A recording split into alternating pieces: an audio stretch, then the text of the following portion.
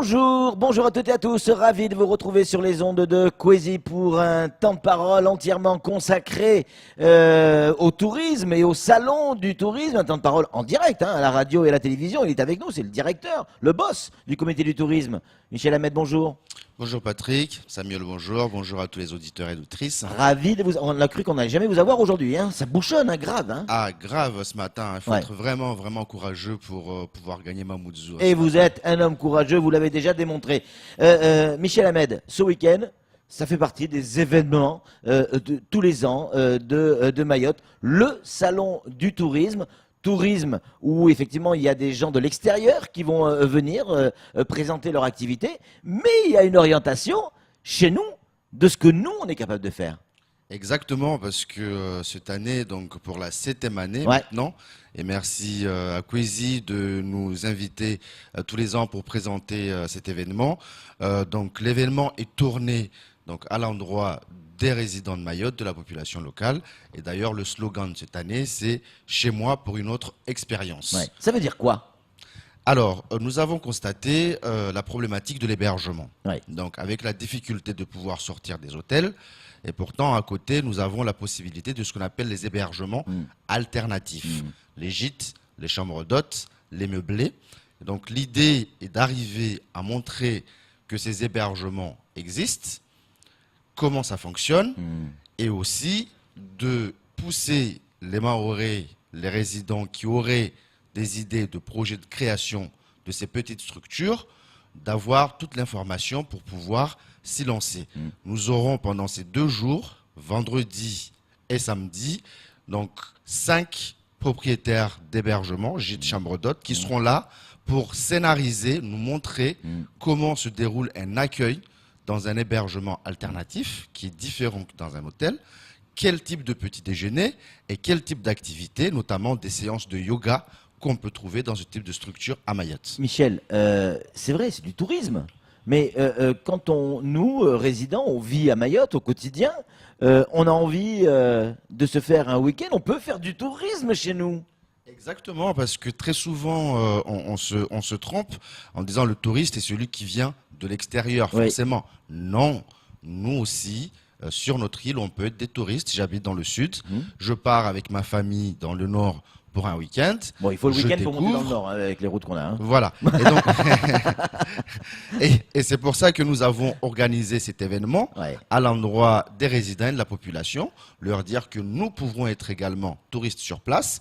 Et pendant ces 2 jours, nous allons donc, comme l'année dernière, cette année nous avons 84 exposants, donner un panel représentatif des activités de l'offre touristique de Mayotte pour que les gens puissent avoir toute l'information et échanger avec nos professionnels qui seront sur place. 21, 22, c'est-à-dire demain et après-demain, vendredi et samedi. Ça veut dire quoi? Qu'il va y avoir une nocturne ou pas? Alors, cette année, on ne fait pas de nocturne. J'adore vos nocturnes habituellement. On ne fait pas de nocturne parce que, bon, en termes sécuritaires, c'est pas évident.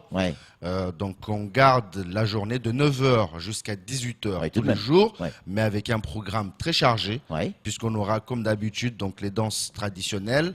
On aura, comme d'habitude, la partie gastronomie. Je sais que Samuel aime bien, je le retrouve souvent dans ce coin-là. Mais nous aussi, quand on le perd, on va au resto du coin, on est sûr de le trouver. Et voilà. Donc, venez découvrir pourquoi Samuel va dans le coin de gastronomie. Et donc, des séances de rencontres, de démonstrations pendant les 2 jours. D'accord. Avec des stands, vous le disiez tout à l'heure, 84 exposants, je crois. Exactement. Avec donc des gens qui arrivent aussi de l'extérieur, parce que c'est important. C'est un salon, pardon Michel, un salon international du tourisme. Alors, un salon international vu qu'on reçoit des exposants du tourisme, mais un salon qui est destiné avant tout aux résidents et à la population mahoraise. Donc, effectivement, nous aurons nos homologues de Majanga, de Nocibé et de Diego, donc en tant qu'office de tourisme qui viendront pour pouvoir présenter également leur destination. Mais j'aurais souhaité aussi souligner, parce que l'année dernière, nous avions mis les intercommunalités à l'honneur. Cette année, nous avons une très bonne nouvelle, puisque 2 offices de tourisme les 2 premiers offices de tourisme de Mayotte viennent de se créer, l'office du centre et l'office intercommunal de Petite Terre. Et donc, ils auront leurs stands et l'intercommunalité du Sud également pour pouvoir assurer cette mission qui est si importante, l'information et l'accueil. Donc, les 2 jours, ils seront là pour pouvoir informer et accueillir les visiteurs du salon. Une question bizarre. On a reçu des informations comme quoi, parmi les exposants, il y allait avoir la mairie de Mamoudzou qui allait exposer sur ses parkings. Oui, la mairie de Mamoudzou est un partenaire donc, de l'organisation. C'est du tourisme parce que le tourisme, c'est quoi? C'est trouver un endroit pour dormir, un endroit pour manger. Et se garer. Mais il faut aussi pouvoir se déplacer. Et oui. Et donc se déplacer, si on veut venir pour un restaurant Mamoudzou ou pour visiter, il faut bien qu'on trouve un endroit où se garer. Donc la mairie de Mamoudzou est partenaire de l'événement et ils nous ont demandé à pouvoir tenir un petit kiosque pour présenter leur action. Et on a dit oui, bien évidemment, puisque c'est des partenaires. Tout de suite, c'est l'homme qui fait tous les coins gastronomiques de l'île, Samuel Bocher, qui a une question à vous poser. Et puis on a fait un choix politique par rapport au tourisme éco-responsable et développement durable. Donc ça rentre complètement dans ce cadre.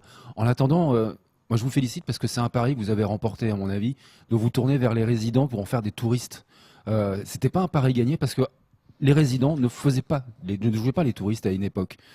Notamment la population native, j'ai envie de dire, ne connaissait pas le lagon, ne connaissait pas ces hôtels ni ces restaurants. Et aujourd'hui, ça y est, la population se tourne véritablement, la jeune génération, mais aussi l'ancienne, qui se tourne vers son patrimoine, tout simplement, vers son territoire. Et ça, c'est un vrai challenge qui a été relevé. Donc bravo. Mais ça, vous le continuez donc, à travers cette fameuse thématique de cette année. Et ma question, j'y viens. Oui. Est-ce qu'elle est si développée que ça, l'offre alternative de l'hébergement ? Alors, elle n'est pas si développée que ça. Quand bien même nous avons une trentaine de structures donc, en activité sur Mayotte, gîtes, chambres d'hôtes, meublés, avec le label spécifique à Mayotte que nous avons mis en place, le label Ilanc, l'offre n'est pas encore si développée. Et c'est pour cette raison que nous la mettons en avant cette année sur le salon, de façon à pousser, à encourager les Mahorais, les petits porteurs de projets, à s'y lancer, parce que ceux qui sont installés, qui le font, ça fonctionne, et ça fonctionne parfois très bien. Et c'est pour cette raison, pour que ça ne soit pas uniquement de la visite, mais également la valeur ajoutée qu'on va apporter, c'est que nous aurons nos partenaires, donc l'ADI, la boutique des gestions, la CRES, également la DIM, pour pouvoir donner les informations nécessaires pour pouvoir accompagner les visiteurs qui auront l'idée de vouloir se lancer dans la création d'un gîte, chambre d'hôtes ou meublé. Donc, encourager à ce que cette offre-là se développe et se diversifie davantage. Michel, je suis en famille avec mon épouse, mes enfants. Je ne sais pas trop quoi faire samedi. Est-ce que je peux venir en famille gratuitement, visiter le salon, les stands, discuter avec les gens? Est-ce qu'il y aura des petites activités, de quoi occuper les enfants?